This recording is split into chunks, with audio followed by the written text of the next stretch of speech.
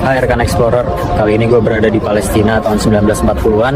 Era orang Yahudi datang sebagai pengungsi dan akhirnya menjadi penjajah. Pada akhir abad ke-19 hingga awal abad ke-20, gelombang Yahudi mulai datang ke Palestina. Guys, mereka ini baru datang dari migrasi. Mereka adalah korban pembantaian etnis Yahudi di Eropa. Mereka bukan datang sebagai tentara, melainkan sebagai pengungsi korban pogrom anti-Yahudi di Eropa Timur dan kemudian korban Holocaust di era Nazi. Kenapa kalian baik ke orang Yahudi? هم ضحايا الهولوكوست ويجب أن نساعدهم. Saat itu, Palestina masih berada di bawah Kekaisaran Ottoman, lalu jatuh ke tangan Inggris setelah Perang Dunia I.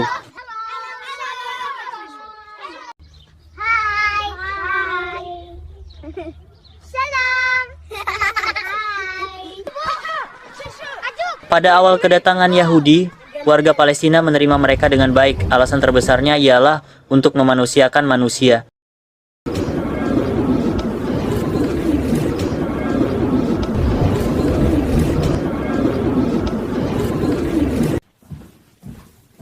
Titik baliknya terjadi pada tahun 1917 ketika Inggris mengeluarkan deklarasi Balfour. Isinya menyatakan dukungan terhadap pembentukan tanah air nasional bagi bangsa Yahudi di Palestina, wilayah yang saat itu sudah dihuni mayoritas Arab Palestina.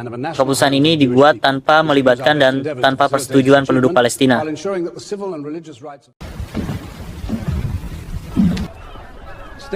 Sejak saat itu, migrasi Yahudi meningkat pesat, terutama pada 1920 sampai 1940. Organisasi Zionis mulai membangun struktur politik, ekonomi, dan militer sebuah persiapan negara de facto.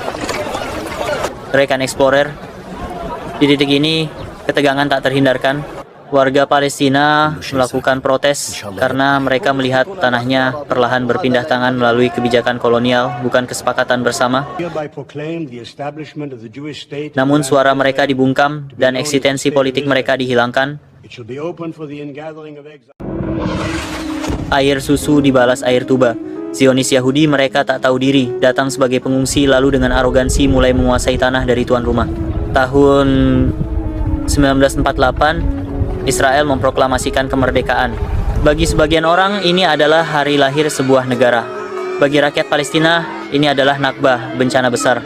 Lebih dari 700.000 orang terusir, sekitar 500 desa dihancurkan, dan lebih dari 150.000 warga sipil tewas oleh Zionis. Dan sejak saat itu, konflik tidak pernah benar-benar berhenti. Hari ini, banyak organisasi HAM internasional menyebut